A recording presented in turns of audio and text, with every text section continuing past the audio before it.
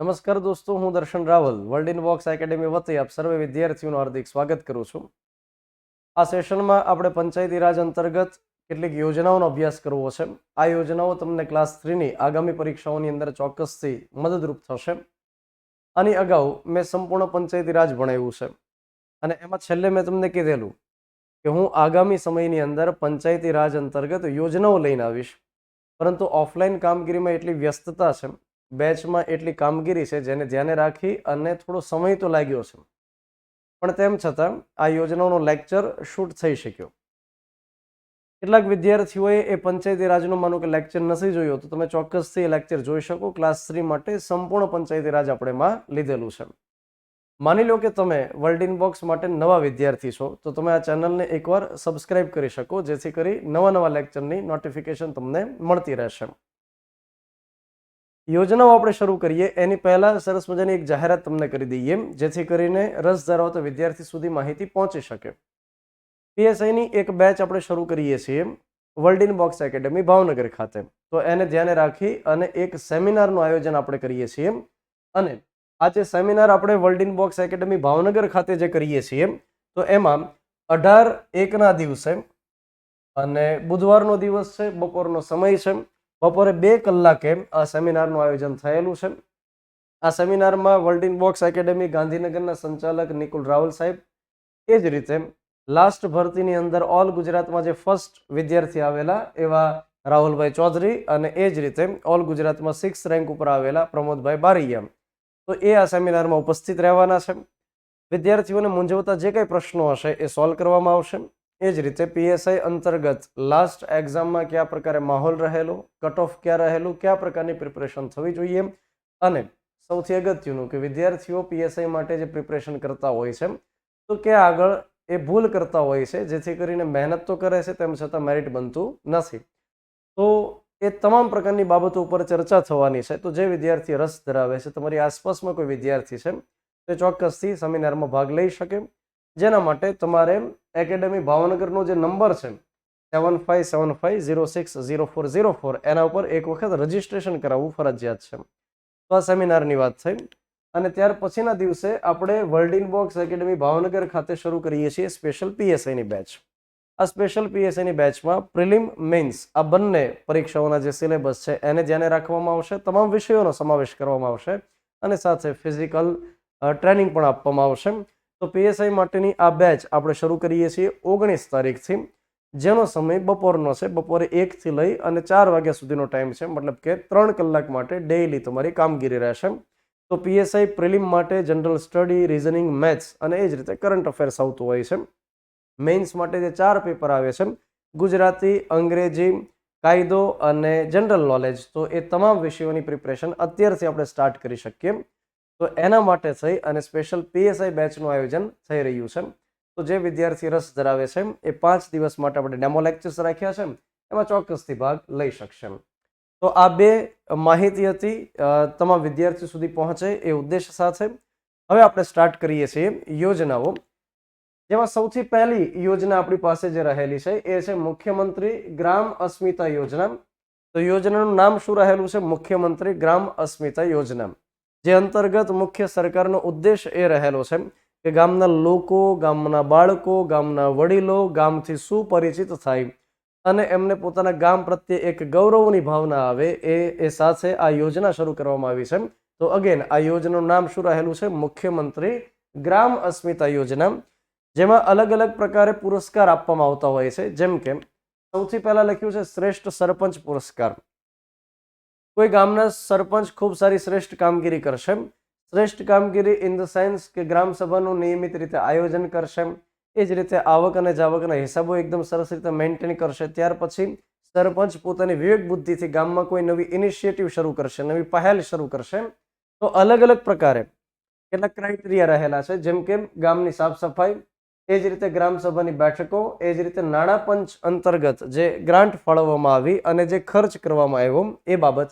ત્યાર પછી પંચાયત દ્વારા વેરાની વસૂલાત. તો યાદ રાખવાનું છે કે વેરાની વસૂલાત કરવાની છે, વેરની વસૂલાત નથી કરવાની.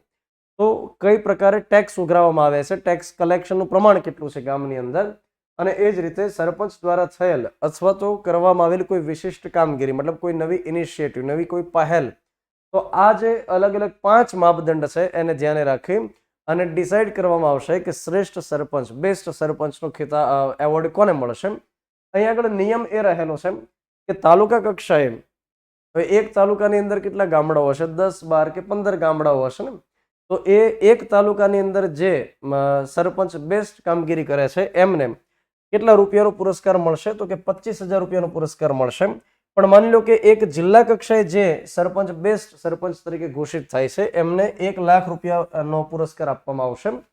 ત્યાર પછી નિયમ એ રહેલો છે કે શ્રેષ્ઠ સરપંચ માટે જે નોમિનેશન કરેલું હોય એની યાદી 15 એપ્રિલ સુધીમાં વિકાસ કમિશનરને મોકલી આપવી ફરજિયાત છે.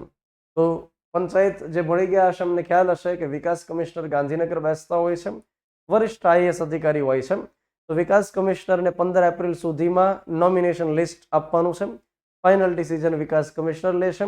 પણ આપણે એટલું યાદ રાખવાનું છે કે જિલ્લા કક્ષાએ જે બેસ્ટ સરપંચ હોય એમને 1 લાખ રૂપિયા અને તાલુકા કક્ષાએ જે બેસ્ટ સરપંચ હશે એમને પૂરા 25,000 રૂપિયા આપવામાં આવશે. તો આ પહેલા પુરસ્કારની વાત છે. એના પછી લખેલું છે કે ગ્રામ અને તાલુકા કક્ષાએ નિબંધ સ્પર્ધાનું આયોજન કરવામાં આવે. મતલબ યોજના એક જ છે, મુખ્યમંત્રી ગ્રામ અસ્મિતા યોજના. યોજના એક જ છે જેમાં એક શ્રેષ્ઠ સરપંચ, બીજી એક પ્રવૃત્તિ છે કે જેમાં ગ્રામ અને તાલુકા કક્ષાએ નિબંધ સ્પર્ધાનું આયોજન કરવામાં આવશે. નિબંધ સ્પર્ધાનું જે આયોજન થશે એમાં 15 થી લઈ અને 30 વર્ષની વય જૂથના વ્યક્તિઓ ભાગ લઈ શકશે. મતલબ કે જે વ્યક્તિ ધોરણ 10 ની અંદર ભણતો હશે એ અને 30 વર્ષ સુધીના જે વ્યક્તિઓ હશે એ ભાગ લઈ શકશે. ત્યાર પછી એમને અલગ અલગ પ્રકારના વિષયો આપેલા હશે, જેમ કે દેશની આઝાદીને લઈને કોઈ વિષય આપી દીધો, અથવા માની લો કે અત્યારે જે ચાલતું હોય છે કે આઝાદી કા અમૃત મહોત્સવ, તો એને લઈને કોઈ વિષય આપી દીધો, કોઈ મહિલા સશક્તિકરણને લઈને વિષય આપી દીધો, કોઈ લોકશાહીને લઈને આપી દીધો, કોઈ ગ્રામ સભાને લઈને કોઈ વિષય આપી દીધો, કોઈ પંચાયતને લઈને વિષય આપી દીધો. અલગ અલગ પ્રકારના વિષયો સોંપી દીધા હોય. ત્યાર પછી ચેક કરવાનું છે કે જિલ્લા કક્ષાએ અલગ અલગ ગામડાઓમાંથી વ્યક્તિઓ ભાગ લેશે અને જિલ્લા કક્ષાએ જે વ્યક્તિ ફર્સ્ટ, સેકન્ડ અને થર્ડ આવશે એમને પુરસ્કાર આપવામાં આવશે. તો યાદ રાખો, જિલ્લા કક્ષાએ જે વ્યક્તિ ફર્સ્ટ આવશે એમને પૂરા 10,000 રૂપિયા, તાલુકા કક્ષાએ જે ફર્સ્ટ આવશે એમને પૂરા 7,000 રૂપિયા અને જે ગ્રામ્ય કક્ષાએ તૃતીય કક્ષાએ જે આવશે એમને 3,000 રૂપિયા પૂરા આપવામાં આવશે. તો આ વાત આપણે કરી જિલ્લા કક્ષાએ. જિલ્લામાંથી પસંદગી પામી અને રાજ્ય કક્ષાની સ્પર્ધા હશે. તો જ્યારે આપણે પ્રાઇમરીમાં ભણતા હોઈએ ત્યારે વિજ્ઞાન મેળાનું આયોજન થાય ને, પહેલા ગ્રામ્ય કક્ષા હોય, ત્યાર પછી કેન્દ્રવર્તી કક્ષાએ હોય, ત્યાર પછી જિલ્લા કક્ષાએ હોય, ત્યાર પછી કૃતિ ક્યાં જાય? રાજ્ય કક્ષાએ જાય. તો જિલ્લામાંથી વ્યક્તિઓ રાજ્ય કક્ષામાં ભાગ લેવા માટે જશે. રાજ્ય કક્ષાએ નિબંધ સ્પર્ધામાં જે ફર્સ્ટ, સેકન્ડ અને થર્ડ આવશે એમને કેટલા રૂપિયાનો પુરસ્કાર મળશે? ફર્સ્ટને 1 લાખ રૂપિયા, સેકન્ડને 50,000 રૂપિયા અને થર્ડ જે આવશે એમને 25,000 રૂપિયા આપવામાં આવશે. મતલબ તમારે શું યાદ રાખવાનું? એક વસ્તુ યાદ રાખવાની, એના અડધા કરતા જવાના છે. 1 લાખ રૂપિયા, અડધા 50,000, એના અડધા 25,000 રૂપિયા. તો આપણે શું યાદ રાખશું કે નિબંધ સ્પર્ધામાં 15 થી 30 વર્ષની વય જૂથના વ્યક્તિ ભાગ લઈ શકશે. ત્યાર પછી એક અન્ય નિયમ એ પણ રહેલો છે કે જ્યારે જે વ્યક્તિ વિજેતા છે એમની જે નામની યાદી તૈયાર કરવામાં આવેલી હોય એ 15 સપ્ટેમ્બર સુધીમાં તૈયાર કરી દેવી ફરજિયાત છે. 15 સપ્ટેમ્બર સુધીમાં નામની યાદી તૈયાર થઈ જાય ને ત્યાર પછી અમને પુરસ્કાર ક્યારે આપવાનો છે? 2 ઓક્ટોબરના દિવસે. 2 ઓક્ટોબર યાની મહાત્મા ગાંધીજીની જન્મ જયંતિ. તો આ એક આપણે વિધાનવાળા જ્યારે સવાલો પૂછવામાં આવે ત્યારે યાદ રાખશું, 15 સપ્ટેમ્બર સુધીમાં યાદી તૈયાર કરવાની અને 2 ઓક્ટોબરના દિવસે એમને પુરસ્કૃત કરી શકાય. ત્યાર પછી નિબંધ જે લખવામાં આવ્યા હશે એમને ચેક કરવા માટે કોને બોલાવશે? તો જે નિબંધ લખેલા છે એમને ચેક કરવા માટે નિવૃત્ત શિક્ષકોને બોલાવી શકાય. અને એ જે વ્યક્તિ નિબંધ ચેક કરે છે એમને એક નિબંધ માટે પૂરા 100 રૂપિયા આપી શકાય. અને એવું કહે છે કે એક શિક્ષકની પાસે અલગ અલગ 100 જેટલા નિબંધ ચેક કરાવી શકાય. તો આ ક્રાઇટેરિયા છે, એક નિબંધ ચેક કરશે 100 રૂપિયા આપશે અને એવા એક શિક્ષકની પાસે મહત્તમ 100 જેટલા નિબંધ ચેક કરાવી શકાશે. ત્યાર પછી ગામનું ગેઝેટિયર અથવા તો ઇતિહાસ તૈયાર કરવો. ગેઝેટિયર અથવા ઇતિહાસ તૈયાર કરવાનો મતલબ શું થશે કે ગામનો એક આલ્બમ તૈયાર કરવાનો છે. ગામની એક ફાઇલ સરસ મજાની તૈયાર કરવાની છે. એકદમ કાં તો ડિજિટલ સ્વરૂપમાં હશે, કાં તો એકદમ સરસ રીતે સજાવટ કરેલી હશે. તો ગામનું ગેઝેટિયરનો મતલબ એ થશે કે ગામની અંદરની તમામ માહિતીઓ હોય, ગામનો કોઈ ઇતિહાસ એમાં લખેલો હોય, અથવા કોઈ ઐતિહાસિક ગામનું મહત્વ હોય, કોઈ સાંસ્કૃતિક મહત્વ હોય, કોઈ પ્રાચીન મહત્વ હોય, કોઈ પ્રાચીન મંદિર માનો કે ગામમાં આવેલું છે, કોઈ વાવ કે કુવા એવા પ્રાચીન સમયના આવેલા છે, તો ગામ અંગેની તમામ માહિતીઓ એક ગેઝેટિયરની અંદર લખવામાં આવશે અને જેનાથી ગામના લોકો તો સુપરિચિત થાય, સાથે સાથે સરકારને પણ ખ્યાલ આવશે કે કયા ગામનો શું ઇતિહાસ રહેલો છે. આ ગેઝેટિયર જે તૈયાર કરવાનું છે એ તલાટી કમ મંત્રી તૈયાર કરશે, ત્યાર પછી સરપંચ હેલ્પ કરશે. એ જ રીતે એક VCE જે રહેલા હોય છે, VCE નું પૂરું નામ શું થશે? Village computer entrepreneur. જે પંચાયતની અંદર હોય છે, કમ્પ્યુટર ઉપર બેઠા કામ કરતા હોય છે, તો એ VCE હોય છે, વિલેજ કોમ્પ્યુટર એન્ટરપ્રેન્યોર હોય છે. તો એ શું કરશે? ગામનું ગેઝેટિયર તૈયાર કરશે. યાદ રાખો કે જે ગામની વસ્તી 5000 થી વધુ હોય, મતલબ પ્રમાણમાં મોટું ગામ હોય, 5000 થી ઓછી હોય ને સામાન્ય રીતે નાનું ગામ ગણશું. 5000 થી જેની વસ્તી વધારે છે અને એવા ગામનું ગેઝેટિયર તૈયાર કરવામાં આવ્યું, તો જે VCE હશે એમને પૂરા 1000 રૂપિયા આપવામાં આવશે, કેમ કે એમણે હેલ્પ કરી છે, એમણે મદદ કરી છે ગેઝેટિયર તૈયાર કરવામાં. ત્યાર પછી અલગ અલગ ગામના જે ગેઝેટિયર તૈયાર થયા છે, અલગ અલગ ગામના ઇતિહાસ તૈયાર થયા છે, એ અલગ અલગ ડોક્યુમેન્ટ ડિજિટલ સ્વરૂપમાં તૈયાર થયા છે, તો એને ઉપર મોકલી દેવાના છે અને ત્યાર પછી પુરસ્કાર આપવામાં આવશે. અલગ અલગ ગામના ગેઝેટિયરમાંથી જે ગેઝેટિયર ખૂબ સારું તૈયાર થયેલું હશે તો એમને જિલ્લા કક્ષાએ એમને પુરસ્કાર આપવામાં આવશે અને જિલ્લા કક્ષામાં જે ફર્સ્ટ આવશે ગેઝેટિયર જેનું સારું હશે એમને પૂરા 3 લાખ રૂપિયા, દ્વિતીય કક્ષાએ જે આવશે એમને પૂરા 2 લાખ રૂપિયા અને તૃતીય જે આવશે એમને પૂરા 1 લાખ રૂપિયા આપવામાં આવશે. તો યાદ રાખવાનું છે કે જે ગેઝેટિયર જિલ્લાની અંદર પસંદગી પામે છે, ફર્સ્ટ, સેકન્ડ એન્ડ થર્ડ, તમને 3, 2, 1 મતલબ 3 લાખ, 2 લાખ, 1 લાખ રૂપિયાની સહાય થશે. ત્યાર પછી એ ગેઝેટિયરને ભેગા કરી જિલ્લામાં જે ફર્સ્ટ, સેકન્ડ, થર્ડ આવ્યો હોય દરેક જિલ્લામાં એને રાજ્ય કક્ષાએ મોકલવાના અને રાજ્ય કક્ષાએ જે ફર્સ્ટ, સેકન્ડ અને થર્ડ આવે છે એમને 5 લાખ રૂપિયા, 3 લાખ રૂપિયા અને 2 લાખ રૂપિયા પુરસ્કાર સ્વરૂપે આપવામાં આવશે. તો દરેક ગામ એવો પ્રયાસ કરશે કે એનું ગેઝેટિયર ખૂબ સારું અને એકદમ બેસ્ટ તૈયાર થશે. તો અહીંયા આપણે યાદ રાખશું 3, 2, 1, અહીંયા આપણે યાદ રાખશું 5, 3, 2. ત્યાર પછી આપણે આગળ વાત કરીએ ગામનો જન્મદિવસ ઉજવવો. ગામનો જન્મદિવસ ઉજવવો એનો મતલબ એ થશે કે સૌથી પહેલા તો એક જન્મ તારીખ નક્કી કરવી પડશે. જેમ સ્કૂલ વાળાને પરિપત્ર આપી દીધો છે કે તમારે સ્કૂલનો સ્થાપના દિવસ ઉજવવાનો છે, એમ તમારે ગામનો જન્મદિવસ ઉજવવાનો છે. બહુ મુશ્કેલી વાળું કામ હોય છે ગામની જન્મ તારીખ ડિસાઈડ કરવી, કેમ કે ગામ ક્યારે સ્થપાયું એનો ઇતિહાસ બહુ ઓછા ગામની પાસે હશે અને એમાં એક્ઝેક્ટ જન્મદિવસ તો ખબર નહીં પડે.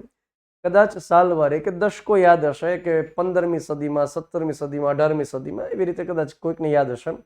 તો ગામનો જન્મદિવસ કઈ રીતે ડિસાઈડ કરી શકાય? એના માટે એવું કહે છે કે જન્મદિવસમાં કોઈ પ્રતિષ્ઠિત વ્યક્તિ હોય, કોઈ શહીદ હોય અથવા તો ગામમાં કોઈ મોટો કાર્યક્રમ થયેલો હોય તો એને જન્મદિવસ તરીકે સ્થાપિત કરી શકાય. માનો કે કોઈ મહાનુભાવનો જન્મ થયેલો છે, જેમ કે રવિશંકર મહારાજ હતા, રઢુ ગામના વતની હતા, તો રઢુ ગામમાં રવિશંકર મહારાજનો જે જન્મદિવસ હોય એને ગામનો જન્મદિવસ કહી શકાય. તો એ જ રીતે કોઈ અન્ય પ્રતિષ્ઠિત વ્યક્તિ હોય અથવા ગામમાંથી કોઈ શહીદ થયેલું હોય એમનો જે જન્મદિવસ હોય એને ગામનો જન્મદિવસ તરીકે સ્થાપિત કરી શકાય. મતલબ કોઈ સમયે શરૂઆત કરવા માટે તો આ પ્રકારે કરી શકાય. અથવા ગામની અંદર કોઈ અગત્યનો એવો કાર્યક્રમ જે તે સમય કરેલો હોય તો એ જે કાર્યક્રમ છે એ જે સમય થયો છે એને જન્મ તારીખ તરીકે લઈ શકાય. તો જન્મદિવસ આ રીતે ઉજવવાનો, જેના માટે રાજ્ય સરકાર શું કરશે કે 1000 રૂપિયાની સહાય કરશે જન્મદિવસની ઉજવણી કરવા માટે. જે દિવસે ગામનો સ્થાપના દિવસ ઉજવે છે, જન્મદિવસ ઉજવે છે, એ સમયે પ્રભાત ફેરીનું આયોજન કરી શકાય, અલગ કોઈ કાર્યક્રમનું આયોજન કરી શકાય, ગામની અંદર ગ્રામ સભાનું આયોજન કરી શકાય. તો અલગ અલગ પ્રકારે ઉજવણી કરી શકાય અને જો દાતાઓ હોય તો જમણવારનું પણ આયોજન કરી શકાય. તો સરકાર શું કરશે? 1000 રૂપિયા આપશે. ઉજવણી કરવા માટે થઈ એક સમિતિ બનાવવામાં આવશે અને આ સમિતિના સભ્યો તરીકે શાળાના શિક્ષકો, લગભગ શાળાના શિક્ષકો આ પ્રકારની પ્રવૃત્તિમાં રાખવામાં આવશે. સરકાર તરફથી જે એક્સ્ટ્રા પ્રવૃત્તિ હોય એમાં હંમેશા શિક્ષકોને જોડી દેતા હોય છે. તો શાળાના શિક્ષકો હશે, ગામના સરપંચ હશે અને તલાટી રહેશે. તો જે સમિતિ બનશે ઉજવણી માટેની એમાં શાળાના શિક્ષકો, સરપંચ, તલાટી આ બધા એમાં ભાગ લેશે. ત્યાર પછી ઉપરાંત તમામ બાબતોની ચકાસણી માટે રાજ્ય કક્ષાએ પંચાયત વિભાગના જે એડિશનલ સેક્રેટરી હશે એ એક સમિતિની અધ્યક્ષતા કરશે. મતલબ કે ગામનો સ્થાપના દિવસ ઉજવાય છે કે નહીં તમામ ગામડાઓની અંદર એની દેખરેખ માટે એડિશનલ સેક્રેટરી ગાંધીનગરમાં એક સમિતિ બનાવશે અને દેખરેખ રાખશે. એના પછી રહેલું છે કે જૂથ ગ્રામ પંચાયત હોય એમાંથી સ્વતંત્ર ગ્રામ પંચાયત કઈ રીતે કરી શકાય. આપણને સૌને ખ્યાલ છે કે આપણા ગુજરાતની અંદર ગામડાઓની સંખ્યા વધારે છે, લગભગ 18,584 જેટલા ગામડાઓ છે, પરંતુ એમાંથી ગ્રામ પંચાયતની સંખ્યા હોય એવા ઓછા, મતલબ કે 14,000 થી 15,000 જેટલા ગામડાઓ છે કે જેમને પંચાયત મળી છે. હવે 18,584 જેટલા ગામડાઓ ટોટલ હોય, જેમાંથી પંચાયત ધરાવતા ગામડાઓની સંખ્યા 14 થી 15,000 હોય. એનો મતલબ શું થાય છે કે દરેક ગામ માટે અલગથી પંચાયત રહેલી નથી. જૂથ પંચાયત હશે, એક મોટા ગામની સાથે નાના ગામને જોડી દેવામાં આવ્યું હશે. તો અહીંયા આગળ શું કહે છે, સરકારે 2022માં જે એક પરિપત્ર બહાર પાડ્યો એમાં શું કહેવામાં આવ્યું કે જે ગામને જૂથ પંચાયતમાંથી હવે અલગ થઈ જવું છે એ ગામની વસ્તી ઓછામાં ઓછી 1,000 જેટલી હોવી જોઈએ. અને માની લો કે કોઈ ગામ એવું છે કે જ્યાં આગળ અનુસૂચિત જનજાતિના લોકો વસવાટ કરે છે, મતલબ કે એસટી માટેનું ગામ છે, મતલબ કે આદિવાસી માટેનું ગામ છે. તો એ ગામમાં 750ની વસ્તી હશે, 750 લોકો વસવાટ કરતા હશે, તો એમને જૂથ પંચાયતમાંથી અલગ સ્વતંત્ર પંચાયત કરી શકાશે. તો જૂથ પંચાયતમાંથી સ્વતંત્ર ગ્રામ પંચાયત કરવા માટે શું કરવું પડશે? સૌથી પહેલા તો અહીં આગળ લખેલું છે કે એ ગામ કે જે અલગ રહેવામાં ઈચ્છે છે, જૂથ ગ્રામ પંચાયતમાંથી સ્વતંત્ર થવા ઈચ્છે છે, તો એ ગામના 5% જેટલા મતદારની સાઇન હોવી જરૂરી છે. યાદ રાખજો કે 5% વસ્તીના લોકોમાંથી સાઇનની જરૂર નથી, પરંતુ ગામની જે વસ્તી હોય એમાંથી વોટ દેવાને લાયક જે 18 વર્ષથી મોટી ઉંમરના વ્યક્તિ છે એમાંથી 5% લોકોની સિગ્નેચરની જરૂર છે. તો 5% લોકો જ્યારે સિગ્નેચર આપશે ત્યારે સરકાર, રાજ્ય સરકાર એના પર વિચાર કરી શકશે. અને ખાસ યાદ રાખવાનું છે કે ગામને વ્યાખ્યાયિત કોણ કરી શકે? હમણાં જ્યારે જીપીએસસીની અંદર સવાલ પૂછાઈ ગયો ત્યારે ઘણાને એવું લાગતું હતું કે કલેક્ટર કરશે. ના ભાઈ ના, કલેક્ટર ગામને વ્યાખ્યાયિત ન કરે. કલેક્ટર શું કરશે? ગ્રામ પંચાયતની ઉપર દેખરેખ રાખી શકે, અનામત બેઠકોની ફાળવણી કરી શકે, પણ કોઈ અલગથી ગામને મંજૂરી ના આપી શકે. ગામને મંજૂરી આપવાની જવાબદારી અને સત્તા હોય છે રાજ્યપાલની. રાજ્યપાલ નોટિફિકેશન બહાર પાડી અને ગામને વ્યાખ્યાયિત કરી શકે, અલગથી ગામની રચનાને મંજૂરી આપી શકે. તો નંબર 1 પહેલું સ્ટેપ જે રહેલું છે એ છે ટોટલ જે ગામના મતદાર છે 18 વર્ષથી વધુ ઉંમરના, એમાંથી 5% લોકો પહેલા તો સિગ્નેચર કરશે, રાજ્ય સરકારને આપશે. ત્યાર પછી જૂથ ગ્રામ પંચાયતમાંથી સ્વતંત્ર ગ્રામ પંચાયત થઈ શકશે. તો વસ્તીનું ધોરણ શું કીધું? ઓછામાં ઓછા 1,000 જેટલા લોકો વસવાટ કરતા હોવા જોઈએ, અને અનુસૂચિત જનજાતિના લોકો હોય તો 750 જેટલા લોકો હોવા જોઈએ, તો અલગથી ગ્રામ પંચાયત થઈ શકે. ત્યાર પછી અહીં આગળ એ પણ વાત કરેલી છે કે જે ગામની માથાદીઠ આવક 25 રૂપિયાની હોય, જે ગામની માથાદીઠ આવક 25 રૂપિયા સુધીની હોય તેમને 1 કિલોમીટરની છૂટછાટ મળી શકે. તો આનો મતલબ શું કરવાનું તમને સમજાવું. સામાન્ય રીતે શું હોય છે કે જૂથ ગ્રામ પંચાયતની અંદર એક મોટું ગામ હોય અને 2 કિલોમીટરના રેડિયસમાં કોઈ નાનું ગામ હોય તો એમને જૂથ ગ્રામ પંચાયતમાં રાખશે. તો માની લઈએ કે આ એક મોટું ગામ છે અને એની બાજુમાં કોઈ એક નાનું ગામ આવેલું છે. સપોઝ કે અહીંયા આગળ એક નાનું ગામ આવેલું છે. હવે આ 2 ગામ વચ્ચેનું જે ડિસ્ટન્સ છે એ 2 કિલોમીટર સુધીનું હોય તો એમને જૂથ પંચાયતમાં રાખશે. પરંતુ હવે શું કહે છે, માની લો કે કોઈ એક મોટું ગામ છે પરંતુ બાજુમાં જે ગામ રહેલું છે એ ગામ પ્રમાણમાં સદ્ધર છે, પ્રમાણમાં ત્યાં માથાદીઠ આવક પૂરા 25 રૂપિયાની છે. તો એ સમય એવું કહે છે કે એક ગ્રામ પંચાયત જે મોટું ગ્રામ છે ત્યારથી નાનું જે ગામ રહેલું છે એની વચ્ચેનું ડિસ્ટન્સ માત્ર 1 કિલોમીટર હશે તો પણ એને સ્વતંત્ર ગ્રામ પંચાયત આપી શકાશે. મતલબ કે જેને અલગ પંચાયત જોઈએ છે એ ગામ પ્રમાણમાં સદ્ધર હોય તો વાંધો નથી, માથાદીઠ આવક 25 રૂપિયાની જો હોય, એનો અર્થ શું થાય કે ત્યાં કમાણી કરતા લોકોની સંખ્યા સારી છે અથવા તો ત્યાં ગામની ઓવરઓલ કમાણી સારી છે. તો અહીંયા આગળ એવું કહે છે કે સામાન્ય રીતે 2 કિલોમીટર સુધીમાં હોય તો જૂથ પંચાયતમાં લઈ શકાય, પરંતુ જે ગામ પ્રમાણમાં સદ્ધર હશે અને મોટા ગામથી એનું ડિસ્ટન્સ માત્ર 1 કિલોમીટરનું હશે તેમ છતાં એને અલગથી ગ્રામ પંચાયત આપી શકાશે. અને એટલા માટે શું લખ્યું કે 1 કિલોમીટરની છૂટછાટ આપી શકાશે. તો 2 કિલોમીટરના ડિસ્ટન્સમાં હોય એને જૂથમાં લઈ લેતા હતા, પરંતુ શું કહે છે 1 કિલોમીટરની છૂટછાટ દેશે, મતલબ 1 કિલોમીટરનું જ માત્ર ડિસ્ટન્સ હોય તેમ છતાં એને અલગથી પંચાયત આપી શકાશે.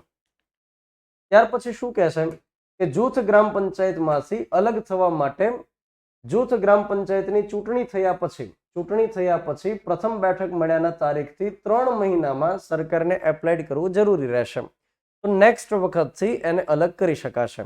તો આ એક નિયમ પણ આપણે યાદ રાખવો પડશે કે કોઈ જૂથ પંચાયત ઓલરેડી કાર્યરત છે અને એમાંથી કોઈ એક ગામને અલગ થઈ જવું છે, તો એના માટે જૂથ ગ્રામ પંચાયતમાં ચૂંટણી થાય, રિઝલ્ટ આવે, પ્રથમ બેઠકનું આયોજન થાય પંચાયતની અને એના 3 મહિનામાં એપ્લાઇડ કરવાનું છે. તો નેક્સ્ટ વખતથી શું કરી શકશે સરકાર?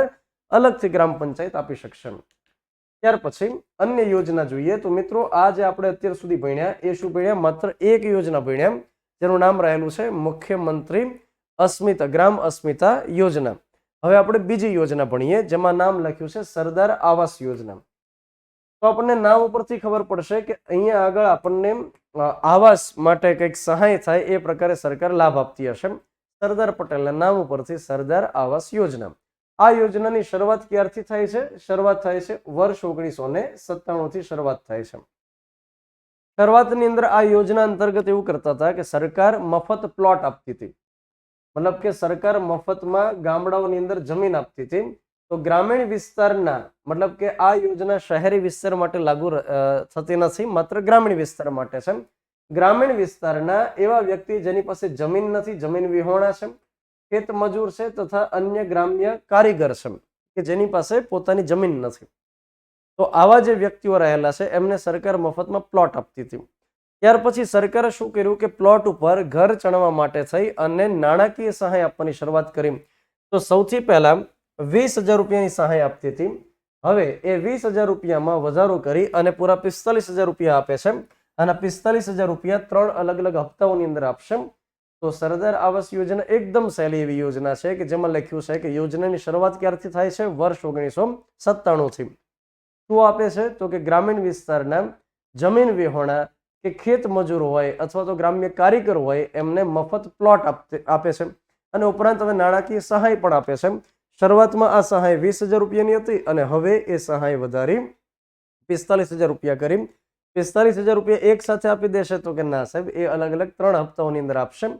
આ યોજના માટેનું જે સ્લોગન સરકારનું છે એ આપણે યાદ રાખવું પડશે. આ યોજના અંતર્ગત સ્લોગન છે મફત પ્લોટ મફત ઘર, મફત પ્લોટ મફત ઘર. આ સ્લોગન રહેલું છે જે પરીક્ષામાં પૂછાઈ શકે. એના પછી યોજના સરસ એવી રહેલી છે અને યોજનાનું નામ રહેલું છે પંચવટી યોજના. તો યોજનાના નામ ઉપરથી આપણને ખ્યાલ આવે પંચવટી યોજના મતલબ કંઈક લીલોતરી હશે, કંઈક વૃક્ષ અંગેની કંઈક બાબત હશે. પંચવટી યોજના. પંચવટી યોજનાની શરૂઆત થાય છે વર્ષ 2004-05 થી. તો એક તો આપણે યોજનાનું શરૂઆતનું વર્ષ આપણે યાદ રાખવું પડશે. 2004-05 થી યોજનાની શરૂઆત થાય. ગામની અંદર ઓછામાં ઓછા 1,000 ચોરસ મીટરમાં જો વૃક્ષ ઉગાડવામાં આવે તો એના માટે ગ્રામ પંચાયતને સરકાર 1 લાખ રૂપિયાની ગ્રાન્ટ આપશે. પરંતુ એના માટે કન્ડિશન એ છે કે ગ્રામ ફાળો 50,000 રૂપિયાનો મળવો જોઈએ.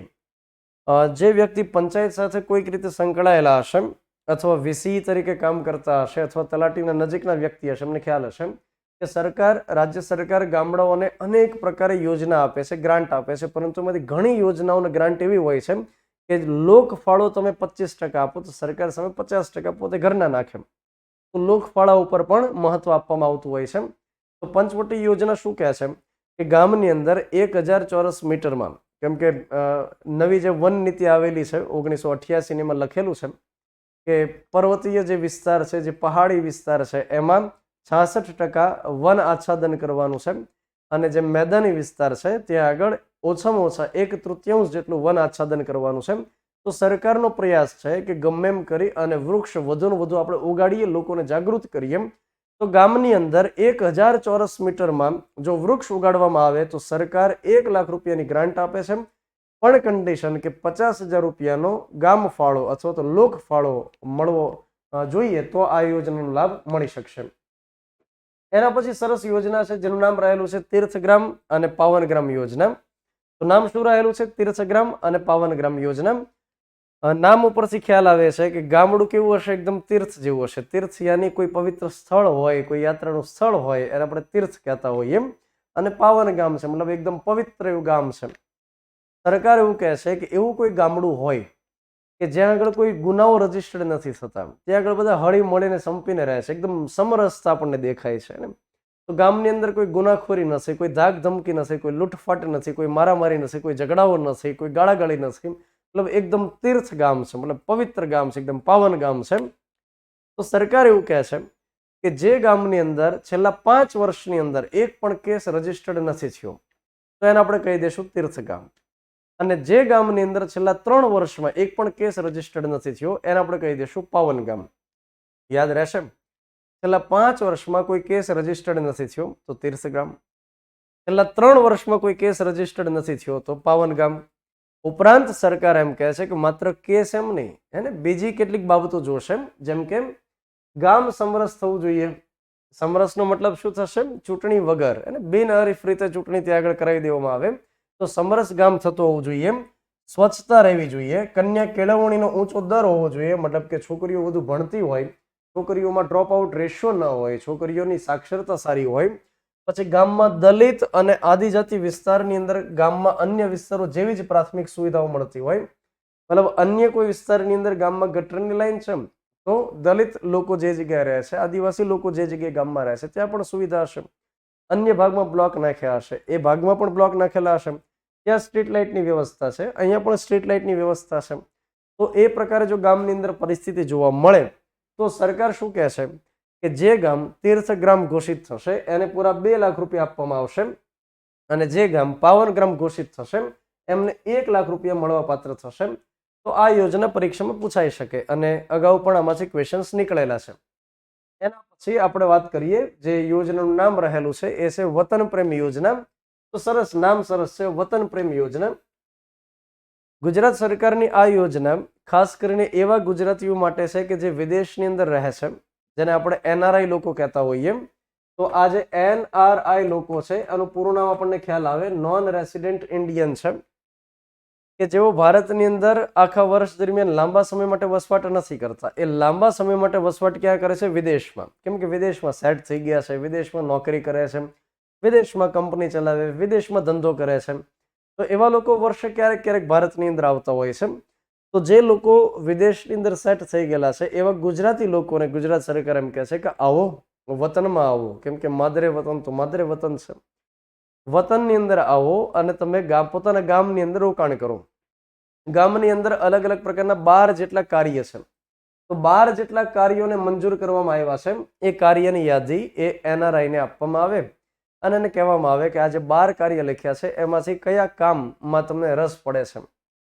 જેમ કે એમાં લખ્યું હોય છે સ્ટ્રીટ લાઇટની વ્યવસ્થા, ગટર લાઇનની વ્યવસ્થા, સ્મશાનની સુધારણા, એ જ રીતે શાળામાં ઓરડા માટેની વ્યવસ્થા, ST બસ સ્ટેન્ડ માટેની વ્યવસ્થા, પુસ્તકાલયની વ્યવસ્થા, પછી PHC સેન્ટર જે આવેલું હોય છે પ્રાઇમરી હેલ્થ સેન્ટર, તો એના માટેની કોઈક રીતે વ્યવસ્થા.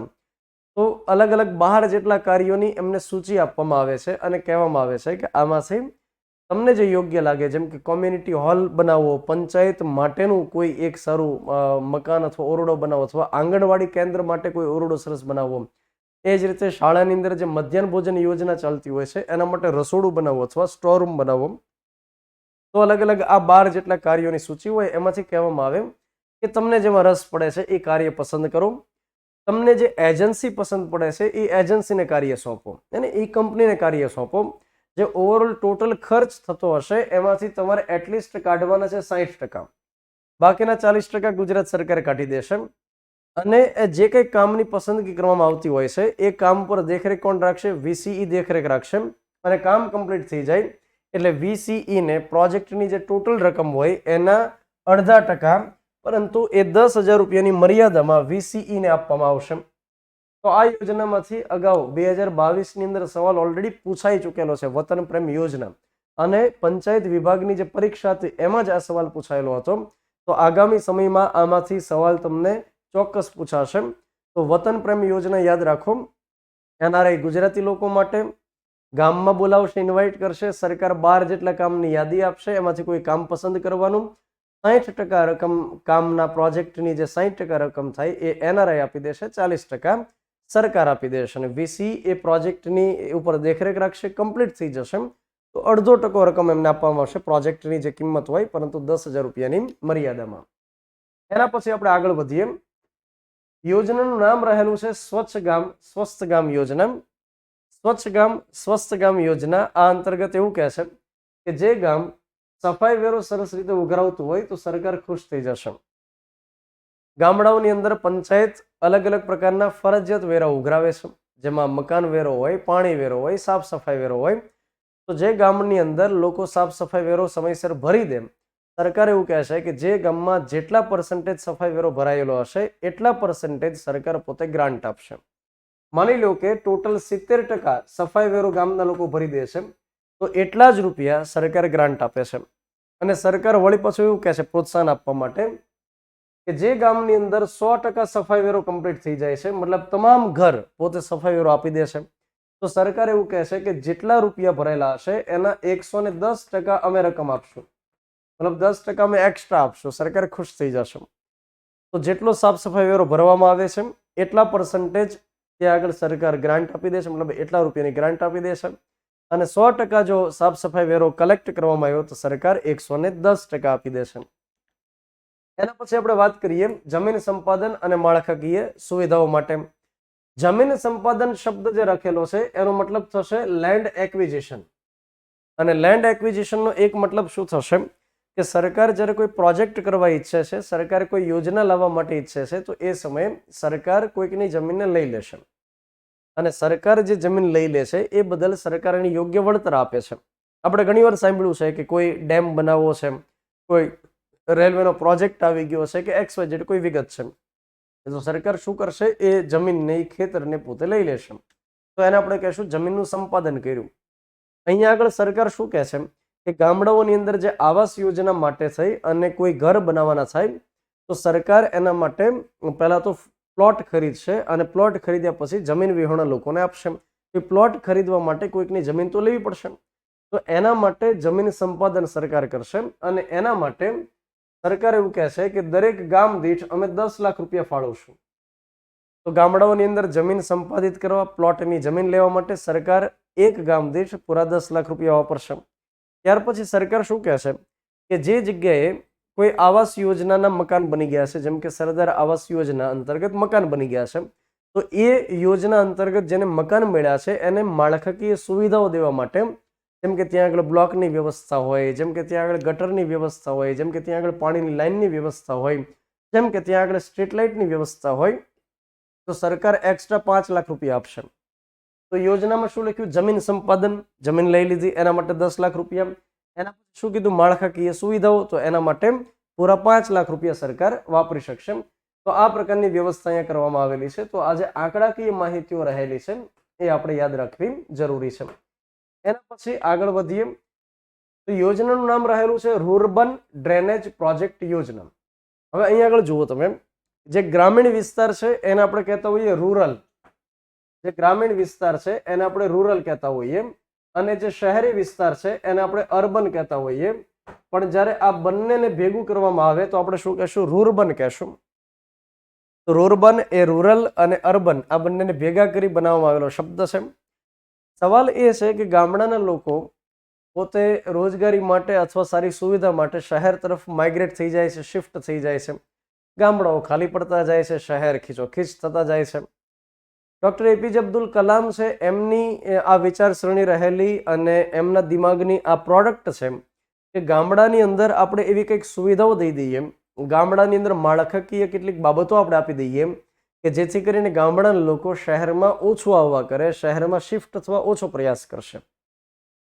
તો ગામડાની પબ્લિક ત્યાં રહી લેશે, ત્યાં રોજગારી મેળવી લેશે. તો આ જે કોન્સેપ્ટ છે કે ગામડાને કેવું બનાવવાનું છે? શહેર જેવું બનાવવાનું છે. ગામડામાં એ જ સુવિધા દેવાની છે શહેરમાં મળતી હોય છે. જેમ કે ગામડામાં LPG સિલિન્ડરની વ્યવસ્થા થઈ જાય, ગામડામાં સારો રોડ કનેક્ટિવિટી થઈ જાય, ગામડામાં સરસ એવી સ્ટ્રીટ લાઇટની વ્યવસ્થા થઈ જાય, ગામડાની અંદર ઉદ્યોગ ધંધા માટે અનુકૂળ વાતાવરણ બનાવી દેવામાં આવે. તો ગામડાની અંદર એ તમામ સુવિધાઓ આપી દેવામાં આવે કે જે એક શહેરની અંદર મળવાપાત્ર થતી હોય છે. જેમ કે હેલ્થ માટેની સુવિધા ગામડામાં સરસ હોય, ત્યાર પછી ભણવા માટેની એજ્યુકેશનની સિસ્ટમ ગામડામાં ખૂબ સારી હોય. તો ગામડાની અંદર સરસ સુવિધા દેવા માટે, એમાં શહેર જેવું બનાવવા માટે જે સ્કીમ છે, જે મિશન છે, એને કહેવાય રૂરબન. રૂરલ વત્તા urban is equal to rurban. તો અહીંયા આગળ રૂરબન ડ્રેનેજ પ્રોજેક્ટ યોજના વર્ષ 2009 અને 10 ની અંદર શરૂ કરવામાં આવેલી છે. અને આ યોજના માટે 100% રકમ રાજ્ય સરકાર તરફથી આપવામાં આવતી હોય છે. એના પછી આપણી પાસે રહેલું છે ઈ ગ્રામ સ્વરાજ પોર્ટલ. હવે આ જે ઈ ગ્રામ સ્વરાજ પોર્ટલ રહેલું છે એની શરૂઆત હમણાં થયેલી છે, હમણાં મતલબ 2020 ની અંદર 24 એપ્રિલ 2020માં, 24 એપ્રિલ એટલે કે પંચાયતી રાજ દિવસ, જે દિવસે ઘોષણા કરવામાં આવી. તો નામ યાદ રાખી લો, ઈ ગ્રામ સ્વરાજ પોર્ટલ. અને પોર્ટલ જ્યારે આપણે સમજીએ ત્યારે સમજવાનું કે એક વેબસાઇટ જેવું હશે જ્યાં આગળ સંપૂર્ણપણે માહિતીઓ ઉપલબ્ધ હશે અને આપણે પોર્ટલ કહેશું. તો પોર્ટલ યાની એક પ્રકારની વેબસાઇટ. તમે ઈ ગ્રામ સ્વરાજ પોર્ટલ લખશો એટલે પહેલી લિંક મળી જશે. અને આ પોર્ટલ અંતર્ગત માહિતી શું મળશે? તો કે પર્ટિક્યુલર ગ્રામ પંચાયત અંતર્ગત તમામ માહિતી તમને મળશે. તમારે કોઈ પણ ગ્રામ પંચાયતની ડિટેલ જોતી હશે તો તમને આ પોર્ટલ ઉપરથી મળશે. એ ગ્રામ પંચાયતમાં કેટલી ગ્રાન્ટ આવી, કયા પ્રોજેક્ટ માટે ગ્રાન્ટ આવી, એ ગ્રાન્ટ ક્યાં વપરાણી, મતલબ કે ગ્રાન્ટ કેટલી આવી, કઈ યોજના અત્યારે શરૂ છે અને એનું અમલીકરણ ક્યાં પહોંચ્યું, તો તમામ માહિતી તમને આ પોર્ટલ ઉપર અવેલેબલ થઈ જશે. તો એ પોર્ટલનું નામ રહેલું છે ઈ ગ્રામ સ્વરાજ પોર્ટલ. તો શું માહિતી મળશે? જુઓ, પંચાયતી રાજ સંસ્થાઓની કામગીરીને સંપૂર્ણપણે ડિજિટલ કરવામાં આવી. ગ્રામીણ વિસ્તારને લગતા કાર્યોના આયોજનથી લઈ અમલીકરણ સુધીની તમામ વિગતો મળશે. અલગ અલગ પ્રોજેક્ટને કેટલું ફંડ ફાળવવામાં આવ્યું છે એ અંગેની તમામ વિગત અહીંયા આગળ મળવાપાત્ર થશે. પંચાયતના તલાટી અને પંચાયતને લગતી તમામ વિગતો આ પોર્ટલ ઉપરથી અવેલેબલ થઈ જશે. તો પર્ટિક્યુલર ગ્રામ પંચાયત અંતર્ગતની તમામ માહિતી ત્યાં મળી રહેશે. ત્યાર પછી એક અન્ય યોજના છે જેનું નામ રહેલું છે સ્વામિત્વ યોજના. આ જે યોજના રહેલી છે સ્વામિત્વ યોજના, એનું પૂરું નામ પરીક્ષાની અંદર પૂછવામાં આવી ચૂકેલું છે. તેનું પૂરું નામ આપણે યાદ રાખશું, survey of villages. Survey of villages and mapping with improvised technology in village area. પૂરું નામ યાદ રાખવું પડશે. 1 થી 2 વખત વાંચી લેવાનું, 3-4 વખત લખી લેવાનું અને ત્યાર પછી રિવિઝન કરવાનું. The survey of villages and mapping with improvised technologies in village area. તો આના શબ્દ ઉપરથી જ આપણને ખ્યાલ આવે છે કે કવિ કહેવા શું માગે છે. સૌથી પહેલા તો યોજનાનું નામ શું રહેલું છે? સ્વામિત્વ યોજના. સ્વામિત્વ મતલબ જેમાં પોતાની માલિકી હોય એને સ્વામિત્વ કહેવાય. તો ગામડાઓની અંદર સ્પેશિયલી ગ્રામીણ વિસ્તાર માટે પહેલાં તો લાગુ થઈ રહ્યું છે. ગામડાઓની અંદર જેની જમીન છે એમને એક કાર્ડ આપવામાં આવશે, જેમાં આપણું આધાર કાર્ડ નીકળ્યું અને જેમાં 12 ડિજિટનો એક નંબર લખેલો હોય છે, એની જેમ એક કાર્ડ આપવામાં આવશે જેને આપણે એક પ્રકારે કહી શકીએ પ્રોપર્ટી કાર્ડ જેવું કહી શકીએ. પ્રોપર્ટી કાર્ડ અંતર્ગત ખ્યાલ આવશે કે આ જે પર્ટિક્યુલર જમીન છે એ કોની છે. બીજું કે જમીનનું પહેલાં તો મેપિંગ કરવામાં આવશે, એટલે ગામડાઓની અંદર જેમણે વાળી લીધેલી જમીન હશે એ તો પહેલાં રદ થઈ જશે. ખરેખર એકચ્યુઅલમાં જેની જમીન હશે એટલો ભાગ એ પોતે પોતાનો ગણી શકશે. તો એના માટે પ્રોપર્ટી કાર્ડ ડિસ્ટ્રીબ્યુટ થશે. વાળેલી જમીનો બધી ખારીજ થઈ જશે. તો આ પર્ટિક્યુલર જમીન કોની છે એ એનાથી એકદમ ક્લિયર થઈ જશે અને એ માપણી કરવા માટે થઈ અને ડ્રોન ટેકનોલોજીનો ઉપયોગ થશે. અને એટલા માટે શું લખ્યું કે survey of villages and mapping with improvised, મતલબ કે સુધારેલી ટેકનોલોજીની મદદથી ગ્રામીણ વિસ્તારની અંદર મેપિંગ કરવાનું છે. હવે જ્યારે કોઈ પર્ટિક્યુલર વ્યક્તિના નામે એ કાર્ડ હોય છે કે આ વ્યક્તિની જમીન છે, તો એક તો જમીનને લગતા જે વિવાદ હશે એ સોલ્વ થઈ જશે. ત્યાર પછી શું થઈ જશે? પંચાયતનું કાર્ય એકદમ સરળ થઈ જશે. ત્યાર પછી જે વ્યક્તિની જમીન છે એમને જમીન ઉપર લોન લેવી હોય તો એકદમ ઇઝી થઈ જશે, કેમ કે એની પાસે એક દસ્તાવેજ હશે કે આ જમીન માત્ર મારી છે, તો કોઈ માથાકૂટ રહેશે નહીં. તો ઘણા પ્રશ્ન આ એક યોજનાની મદદથી સોલ્વ થઈ જશે. આપણે યાદ રાખશું કે સ્વામિત્વ યોજના કોણ કોણ ચલાવી રહ્યું છે? તો પંચાયતી રાજ મંત્રાલય, રાજ્ય મહેસૂલી વિભાગ અને survey of India. Survey of India જે સામાન્ય રીતે નકશાઓ તૈયાર કરવાનું કામ કરતું હોય છે, સર્વે ઓફ ઇન્ડિયાની મદદથી સર્વે કરવામાં આવશે, ડ્રોન ટેકનોલોજીનો ઉપયોગ કરવામાં આવશે. તો આ 3 અત્યારે હિસ્સેદાર છે યોજનાના અમલીકરણ માટે, એ આપણે યાદ રાખશું. તો સ્વામિત્વ યોજનાનું પૂરું નામ, ક્યારે લોન્ચ કરવામાં આવી, મુખ્ય ઉદ્દેશ શું રહેલો છે એ આપણે યાદ રાખીએ. યોજનાના કેટલાક ફાયદાઓ છે, જેમ કે જમીન વિવાદના ઉકેલ આવી જશે, પ્રોપર્ટી પર લોન લેવામાં સરળતા રહેશે, પંચાયત માટેની યોજના બનાવવામાં એકદમ સરળતા રહેશે અને જમીન મહેસૂલ કલેક્ટ કરવાની અંદર સરળતા રહેશે પંચાયતને. ત્યાર પછી અન્ય એક વિગત રહેલી છે જેનું નામ છે GSWAN. GSWANનું પૂરું નામ અગાઉ પણ ઘણી પરીક્ષાઓમાં પૂછવામાં આવેલું. GSWANનું પૂરું નામ છે Gujarat state wide area network. Gujarat state wide area network. અને આ એક પહેલ છે સરકારની અને 2001-2 થી આ પહેલ શરૂ કરવામાં આવેલી છે. આમાં ઘટના એ છે કે કોરોના વખતે આપણે જોયેલું કે જ્યારે ઓનલાઈન બધા મીટિંગ્સ કરતા તો એ ગૂગલની મદદથી કરતા કે ઝૂમની મદદથી કરતા, અલગ અલગ રીતે મીટિંગ્સ કરતા. માની લો કે આ પ્રકારે સરકારે મીટિંગ કરવી હોય તો બની શકે કે એ આ પ્રકારના પ્રાઇવેટ પ્લેટફોર્મનો ઉપયોગ ન કરે. એનું કારણ એ હોય છે કે ઘણી વખત એ હેક થઈ જતું હોય છે, સરકારની માહિતી લીક થઈ જતી હોય છે. તો સરકાર એવું જ ઈચ્છે ને કે એ પોતાનું એક પ્લેટફોર્મ હોય કે જેની મદદથી એક જગ્યાએથી કોઈ માહિતી આપવામાં આવે એ એક સાથે અલગ અલગ જગ્યાએ સંભળાય, અલગ અલગ જગ્યાએ જોઈ શકાય. તો ઘણીવાર એવું બનતું હોય છે કે ગાંધીનગરમાંથી એક જગ્યાએથી કોઈ મંત્રી સંબોધન કરે, ગાંધીનગરમાંથી એક જગ્યાએથી કોઈ અધિકારી સંબોધન કરે, કોઈ યોજનાની માહિતી આપે, કોઈ અગત્યનો મેસેજ આપે, તો એ જિલ્લા કક્ષાએ અને એ જ રીતે ગ્રામ્ય કક્ષાએ સરકારી કચેરીઓ જેટલી આવેલી હોય તે એક સાથે જોઈ શકાય, એક સાથે મીટિંગ એટેન્ડ કરી શકાય. તો એના માટે આ એક નેટવર્ક ઊભું કરવામાં આવ્યું જેને આપણે GSWAN કહીએ, Gujarat state wide area network. તો રાજ્ય કક્ષાએ, જિલ્લા કક્ષાએ અને તાલુકા કક્ષાએ આવેલી સરકારી ઓફિસો વચ્ચે વિડીયો, એ જ રીતે વોઇસ અને ડેટાને મોકલવા માટેનું એક નેટવર્ક રહેલું છે. અને એના માટેની વેબસાઇટ પણ એકવાર પરીક્ષા પૂછવામાં આવેલી, gswan.government.in. તો આ એક વિગત ખૂબ અગત્યની છે પરીક્ષાની દ્રષ્ટિએ. એના પછી ખૂબ સરસ એક બાબત રહેલી છે જેનું નામ છે ડિજિટલ સેવા સેતુ કાર્યક્રમ. ડિજિટલ સેવા સેતુ કાર્યક્રમ ગુજરાતની અંદર એક કાર્યક્રમ હતો જેનું નામ હતું સેવા સેતુ કાર્યક્રમ. સેવા સેતુ કાર્યક્રમ અંતર્ગત શું હતું હું તમને સમજાવી દઉં કે 8-10 જેટલા ગામડાઓનું એક ક્લસ્ટર બનાવે, ક્લસ્ટર યાની જૂથ બનાવે, જેમાંથી કોઈ પર્ટિક્યુલર મોટું ગામ હોય અથવા તો કોઈ એવા ગામની પસંદગી કરે કે જ્યાં આસપાસના ગામના લોકોને આવવામાં સરળતા રહેશે, જે પ્રમાણમાં સેન્ટ્રલમાં પડશે. ત્યાર પછી કોઈ એક ચોક્કસ દિવસની પસંદગી થઈ જાય.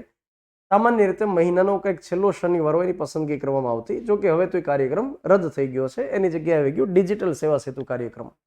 પણ એ જે સેવા સેતુ કાર્યક્રમ હતો એમાં શું હતું, 8-10 ગામડાઓનું જૂથ કોઈ એક ગામની પસંદગી કરે, સામાન્ય રીતે મહિનાનો જે છેલ્લો શનિવાર હોય ત્યારે પસંદ કરે, અને એ દિવસે ડેપ્યુટી કલેક્ટર હોય જેને આપણે પ્રાંત અધિકારી કહીએ, મામલતદાર હોય, TDO હોય, એ જ રીતે બાગાયત વિભાગના કર્મચારી હોય, સામાજિક વિભાગના કર્મચારી હોય, તલાટી મંત્રી હોય, પછી અલગ અલગ હેલ્થ વિભાગના અધિકારીઓ હોય, અલગ અલગ 13 થી 14 જેટલા અધિકારીઓ એ દિવસે હાજર રહેશે. આસપાસના ગામના લોકોને જાણ કરી દેવામાં આવશે કે તમારે કોઈ પણ પ્રકારની યોજનાનો લાભ લેવાનો છે, તમને કોઈ દાખલા મળ્યા નથી તો તમારે આવવાનું છે, વહેલી સવારે 9 વાગ્યાથી રજીસ્ટ્રેશન કરાવવાનું છે અને ત્યાં ઓન ધ સ્પોટ તમને આપી દેવામાં આવશે. મતલબ સેમ ડે આખી પ્રક્રિયા કરી દેવામાં આવશે. તો લોકો જે સામેથી સરકારી કચેરીએ ધક્કા ખાતા હતા એની જગ્યાએ શું થયું કે અધિકારીઓ સામેથી આવ્યા અને એક સાથે ઘણા બધા લોકોને યોજનાનો લાભ ઓન ધ સ્પોટ આપી દીધો. તો એ સેવા સેતુ કાર્યક્રમમાં એક બાબત એ હતી કે જ્યારે આખું અધિકારી તંત્ર તાલુકાનું ત્યાં આગળ જાય છે તો એ સમયે કચેરીઓની અંદર કામગીરી થતી નથી અને ફિઝિકલ ઘણીવાર એવું પણ બને કે તમામ લોકો એ દિવસે ઉપસ્થિત પણ ન રહી શકે. તો સરકાર શું કહે છે કે ઇન્ટરનેટની મદદથી કામ કરીએ. કે ભારત નેટ પ્રોજેક્ટ રહેલો છે. ભારત નેટ પ્રોજેક્ટમાં કહેવામાં આવ્યું છે કે હાઈ સ્પીડ ઇન્ટરનેટ ગામડાઓની પંચાયતને આપવામાં આવશે. તો ડિજિટલ સેવા સેતુ કાર્યક્રમમાં નામમાં જ લખ્યું ડિજિટલ. એનો અર્થ એ થાય કે ગામડાના વ્યક્તિને જે અત્યાર સુધી કોઈ દાખલા કઢાવવા માટે, જેમ કે આવકના કોઈ દાખલા હોય, BPL કાર્ડને લગતી કોઈ બાબતો હોય, પછી માનો કે વિધવા પેન્શનને લગતા કોઈ દાખલા કઢાવવાના છે, તો એ પ્રકારના તમામ જે દાખલાઓ હશે એ પંચાયતમાં બેઠા બેઠા નીકળી જશે. પંચાયતમાંથી ઇન્ટરનેટની મદદથી દાખલાઓ કાઢી શકાશે. હા, એના માટે 20 રૂપિયાની ફીસ થતી હોય છે. જે VC ત્યાં આગળ બેઠા હોય છે, વિલેજ કોમ્પ્યુટર એન્ટરપ્રેન્યોર, એ કોઈ પણ દાખલો કાઢી દેવા માટે 20 રૂપિયા પણ લેતા હોય છે. માનો કે કોઈ વ્યક્તિ પોલીસ સ્ટેશનમાં ગયો તો FIR નોંધાવી હતી, એ FIR ત્યાં તો વિનામૂલ્યે મળે ને, પોલીસ સ્ટેશનમાં તો વિનામૂલ્યે મળશે, પણ પંચાયતમાંથી માનો કે એની કોપી કઢાવવી હોય તો મળી જશે, 20 રૂપિયા થશે. તો માનો કે તમને સવાલ પૂછે કે FIR ની કોપી પંચાયતમાંથી કેટલા રૂપિયામાં મળે, તો વિનામૂલ્યે ટીક નહીં કરીએ, 20 રૂપિયા મળશે ત્યાંથી. તો જે અત્યાર સુધી તાલુકાએ કે જિલ્લા કક્ષાએ જઈ અને કોઈ દાખલાઓ આપણે કઢાવતા હતા એ ગામડામાં બેઠા બેઠા નીકળી જાય છે. તો આ સરસ મજાની એક યોજના છે. ગામના લોકોનો સમય પણ બચશે, ખર્ચ પણ નહીં થાય આવવા જવાનો, અને સરસ રીતે કામગીરી થઈ જશે. તો સરકાર અત્યારે આ ફેઝ વાઇઝ ચલાવી રહ્યા છે અને ધીમે ધીમે કરતા ઘણી સત્તાઓ ગ્રામ પંચાયતને સોંપી રહ્યા છે. તલાટી કમ મંત્રી જે રહેલા છે એમને એ પણ સત્તા સોંપે છે કે એ નોટરી કરી શકશે. જે અત્યાર સુધી વકીલ નોટરી કરે છે તો એ સત્તા તલાટી કમ મંત્રીને પણ આપવાની વાત કરવામાં આવેલી છે. તો આ એક વિગત રહેલી છે ડિજિટલ સેવા સેતુ કાર્યક્રમ. એના પછીની યોજના આપણી પાસે છે આત્મનિર્ભર ગુજરાત યોજના. કોરોના કાળ જ્યારથી શરૂ હતો ત્યારથી નરેન્દ્રભાઈ મોદીએ આત્મનિર્ભર ભારતનું આહવાન કર્યું અને ગુજરાત સરકારને વધાવી લીધું. આત્મનિર્ભર ગુજરાત યોજના, અને આમાંથી પણ પંચાયત વિભાગની યોજનામાં સવાલ પૂછાઈ ગયો છે, તો આગામી સમયમાં પણ પૂછાઈ શકશે આપણને. તો યોજનાનું નામ શું થઈ ગયું? આત્મનિર્ભર ગુજરાત યોજના, જેમાં 2 ફેઝ છે. પહેલા ફેઝની અંદર એવું કહેવામાં આવેલું કે જે એવા વ્યક્તિઓ હોય છે કે જે પોતે નાના વેપારી હોય, અથવા તો મધ્યમ વર્ગની વ્યક્તિ હોય, અથવા તો વ્યક્તિગત કારીગર હોય, શ્રમિક વર્ગ હોય, તો એમને સરકાર લોન આપશે, ધિરાણ યાની લોન આપશે. જેના માટે પોતાના ધંધા રોજગારને આગળ વધારવા માટે એમને લોન નહીં આપે. કોરોના વખતે ઘણા ધંધા રોજગાર ભાંગી પડ્યા હતા, તો સરકારે કીધું આપણે સપોર્ટ કરીએ, આપણે કરોડરજ્જુ બની જઈએ અને વ્યક્તિને ફરીવાર ટટ્ટાર કરી દઈએ. તો એના માટે નાના વ્યાપારી હોય, શ્રમિક વર્ગ હોય, મધ્યમ વર્ગ હોય, અને કોઈ માનો કે નાનો મોટો ધંધો કરી રહ્યા છે, તો એના માટે સરકાર ધિરાણ આપશે, લોન આપશે. હવે આ લોન કેટલા રૂપિયા સુધીની મળશે? 1 લાખ રૂપિયા સુધીની લોન મળશે. હવે જે લોન હોય એમાં શું થશે? વ્યાજ ભરવું પડશે. તો વ્યાજનો દર મહત્તમ 8% રહેશે. તો 1 લાખ રૂપિયા સુધીની લોન મળશે, જેમાં 8% વ્યાજ દર રહેશે. પરંતુ સરકાર એમ કહે છે કે તમે ચિંતા નહીં કરશો, એ 8%માંથી 6% જે વ્યાજ થશે એ અમે ભરી દેશું. માત્ર તમારે કેટલું ભરવાનું છે? 2% ભરવાનું છે. તો જેમાંથી સરકાર 6% ચૂકવશે અને લાભાર્થી કેટલા ટકા ચૂકવશે? માત્ર 2% એ વ્યાજ ચૂકવશે. એના પછી ફેઝ 2. અત્યાર સુધી જે હતું કે 1 લાખ રૂપિયા સુધીની લોન આપે, હવે ફેઝ 2માં સરકારે શું કીધું કે 1 લાખથી લઈ અને 2.5 લાખ રૂપિયા સુધીની લોન મળવા પાત્ર થાય છે. 1 લાખથી લઈ અને 2.5 લાખ રૂપિયા સુધી સરકાર ચૂકવશે. એના માટે જે વ્યાજ દર 8% છે, સરકાર એમ કહે છે કે એમાંથી અમે 6% નહીં ચૂકવીએ. ફેઝ 2માં સરકાર એમ કહે છે કે અમે માત્ર 4% ચૂકવશું, મતલબ અડધા કરી દઈએ. 4% તમે ચૂકવો, 4% અમે ચૂકવીએ. તો ફેઝ 1માં 1 લાખ રૂપિયા સુધી ધિરાણ, ફેઝ 2માં 1 લાખથી લઈ 2.5 લાખ રૂપિયા સુધી ધિરાણ. અહીંયા આગળ 8% વ્યાજ દર, 2% લાભાર્થી, 6% સરકાર. અહીંયા 8% વ્યાજ દર, 4% સરકાર, 4% લાભાર્થી. આ પ્રકારની યોજના રહેલી છે. એના પછી રહેલું છે પ્રિયા સોફ્ટ. નામ એકદમ પ્રિયા છે, પ્રિયા સોફ્ટ. સોફ્ટ યાની સોફ્ટવેર. તો પ્રિયાનો મતલબ શું થશે? Panchayati Raj institutions accounting software. Panchayati Raj institutions accounting software. તો ગ્રામ, તાલુકા, જિલ્લા પંચાયતની અંદર એકાઉન્ટિંગ સંભાળવા માટે થઈ આ એક સોફ્ટવેર છે, જેની મદદથી આવક અને જાવકના હિસાબોને સરસ રીતે મેન્ટેન કરી શકાય. તો તમને 2 પ્રકારના સવાલ પૂછાય કે ગુજરાતની અંદર પંચાયતી સંસ્થાઓમાં, એટલે કે ગ્રામ, તાલુકા, જિલ્લા પંચાયતની અંદર એકાઉન્ટ મેનેજ કરવા માટે કયા સોફ્ટવેરનો ઉપયોગ થાય છે? પ્રિયા સોફ્ટ. બીજો સવાલ પૂછાય કે પ્રિયા સોફ્ટનું પૂરું નામ શું થાય? તો પંચાયતી રાજ ઇન્સ્ટિટ્યુશન્સ એકાઉન્ટિંગ સોફ્ટવેર. એકદમ સરસ મજાનું સોફ્ટ નામ છે, પંચાયતી રાજ ઇન્સ્ટિટ્યુશન્સ એકાઉન્ટિંગ સોફ્ટવેર. ત્યાર પછી સામાન્ય સમરસ, મતલબ સમરસ યોજના અંતર્ગત આપણે ચર્ચા કરીએ. જ્યારે પંચાયતી રાજનો લેક્ચર આપણે ભણેલા હતા ત્યારે આપણે એ ભણેલા હતા કે જે ગામની અંદર ચૂંટણી ન થતી હોય, જે ગામની અંદર બિનહરીફ રીતે ચૂંટણી લડતા હોય છે, આખા ગામની અંદર જે વોર્ડમાં વિભાજિત કરી દેવામાં આવ્યું છે, દરેક વોર્ડમાંથી માત્ર એક વ્યક્તિ ફોર્મ ભરે છે, એની સામે કોઈ હરીફાઈ કરતું જ નથી. આખું ગામ સંપથી કહી દેશે કે અમારે ચૂંટણી નથી કરાવવી, અમે હળી મળીને એકદમ સંપથી રહેશું. તો એ ગામની અંદર બિનહરીફ ચૂંટણી થાય અને એને કહેવાય સમરસ. સરકારને એમાં ખૂબ મજા પડે છે કે જ્યારે સમરસ ગ્રામ પંચાયત થાય તો એમાં સરકારને ચૂંટણી ન કરાવવી પડે, ન અધિકારીઓને કામે લગાડવા પડે, કે ન કોઈ સુરક્ષાની વ્યવસ્થા જોવી પડે, ન મત ગણતરી કરવી પડે. તો સરકાર એમ પ્રોત્સાહન આપે છે કે ગામડામાં સમરસતા જળવાઈ રહી, ખૂબ સારી બાબત છે. અને અત્યાર સુધી સમરસ કેસની અંદર લગાતાર 3 સમરસ જે ગ્રામ પંચાયત થતી હોય છે એમના માટે કેટલીક યોજના અંતર્ગત સરકાર સહાય આપતી હતી, સરકારે ગ્રાન્ટ આપતી હતી. હવે એને શું કર્યું છે? લગાતાર 5 વખત સમરસ થાય તો ત્યાં સુધી એ યોજનાને લંબાવવામાં આવેલી છે. તો અત્યાર સુધી તમે જે ભણ્યા હશો, તમે જે વાંચ્યું હશે, એમાં લગાતાર 3 વખત સમરસ થાય તો શું તમને લાભ મળે ગામને, એ લખેલું હતું.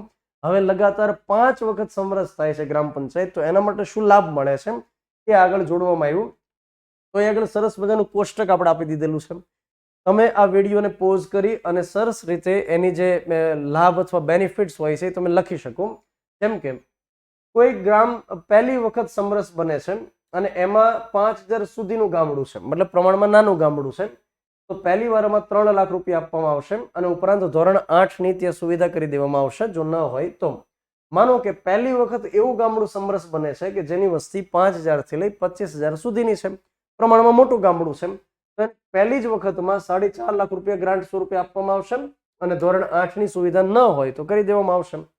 માની લો કે એ જ ગામડું બીજી વખત સમરસ થાય છે લગાતાર, નાનું ગામડું હોય તો 3,75,000, મોટું ગામડું હોય તો 5,75,000. એ જ ગામ માનો કે ત્રીજી વખત સમરસ બને છે, નાનું ગામ છે તો 4,75,000 અને મોટું ગામડું હોય તો 7 લાખ રૂપિયા પહેલી વારમાં આપવામાં આવે છે. અને એ જ રીતે જો લગાતાર ચોથી વાર એ ગામ સમરસ થાય છે, નાનું ગામ હોય તો 5,25,000 રૂપિયા અને મોટું ગામ હોય તો 7,50,000 રૂપિયા ગ્રાન્ટ સ્વરૂપે મળવાપાત્ર છે. એની સાથે સાથે જે કામ અન્ય જે લાભ મળે છે એ તો રહેલા જ છે. અને પાંચમી વખત માનો કે બને છે નાનું ગામડું તો 5,50,000 અને મોટું ગામડું હોય તો પૂરા 8 લાખ રૂપિયા ગ્રાન્ટ સ્વરૂપે મળવાપાત્ર થાય છે. તો આપણે સામાન્ય સમરસની વાત કરીએ કે જેમાં મહિલા પુરુષો બંને બિનહરીફ રીતે જીતીને આવ્યા હોય છે. પણ માનો કે કોઈ ગામડું એવું રહેલું છે કે જે ટોટલી મહિલા સમરસ છે, સરપંચની મહિલા છે, ઉપસરપંચની મહિલા છે, તમામ સભ્યોય મહિલા છે, એને આપણે શું કહીએ? મહિલા સમરસ કહીએ. તો મહિલા સમરસમાં પણ લગાતાર 5 વખત માટે જે સમરસ થાય છે તો એમને શું શું લાભ મળી શકે એ અહીં આગળ આપણે લખવામાં આવેલું છે, તો એને તમે સરસ રીતે યાદ કરી શકો. તો આટલી યોજના હતી પંચાયતી રાજ માટેની યોજનાઓ. હવે એક સરસ મજાની વળી પાછી નાનકડી જાહેરાત. વર્લ્ડ બોક્સ એકેડેમી ભાવનગર ખાતે નવી જનરલ બેચનો પ્રારંભ થયો છે. ડેમો લેક્ચરની પ્રક્રિયા અત્યારે શરૂ છે, જેનો સમયગાળો સાંજે 6 થી 8 છે. તો જે વિદ્યાર્થીઓની ઈચ્છા છે કે આગામી સમયની અંદર 2023માં જે ક્લાસ 3 ની પરીક્ષાઓ લેવાય અને એકદમ ડિટેલમાં અભ્યાસ કરવો છે, જેમાં બંધારણ, ઇતિહાસ, ભૂગોળ, સામાન્ય વિજ્ઞાન, panchayat, current affairs, maths, reasoning, English, Gujarati સાહિત્ય આ પ્રકારના વિષયોનો ડિટેલમાં અભ્યાસ કરવો છે, તો વિદ્યાર્થીઓ ચોક્કસથી વર્લ્ડ બોક્સ એકેડેમી ભાવનગર ખાતે મુલાકાત કરી શકે, ડેમો લેક્ચર્સ ભરી શકે, કોઈ ડાઉટ્સ હોય તો અમને કહી શકે. આ જે યોજનાઓ આપણે પંચાયતની ભણ્યા છીએ એ સિવાય તમારા ધ્યાનમાં કોઈ યોજના હોય અને એ ભણાવી ન હોય અને ભણવી હોય તો તમે કોમેન્ટ બોક્સની અંદર લખી શકશો. સાથે વર્લ્ડ બોક્સની યુટ્યુબ ચેનલમાં આપણે ડે ટુ ડે બેઝિસ ઉપર યોજનાઓના લેક્ચર્સ મૂકીએ છીએ. એક બે યોજનાઓ સાહેબ ભણાવે છે, કૃતાર્થભાઈ વાઘેલા છે, એ યુટ્યુબમાં લગાતાર આ પ્રકારે કન્ટિન્યુઅસ યોજનાઓ મૂકી રહ્યા છે. તો લેક્ચર અંગે ફીડબેક આપો, તમારો પ્રતિભાવ આપો, તમારો જે રિપ્લાય હશે એ અમારા માટે એક ચાલક બળ હશે. વળી પાછા આગામી લેક્ચરની અંદર મળીએ છીએ, ત્યાં સુધી થેન્ક યુ વેરી મચ. જય હિન્દ, જય ભારત.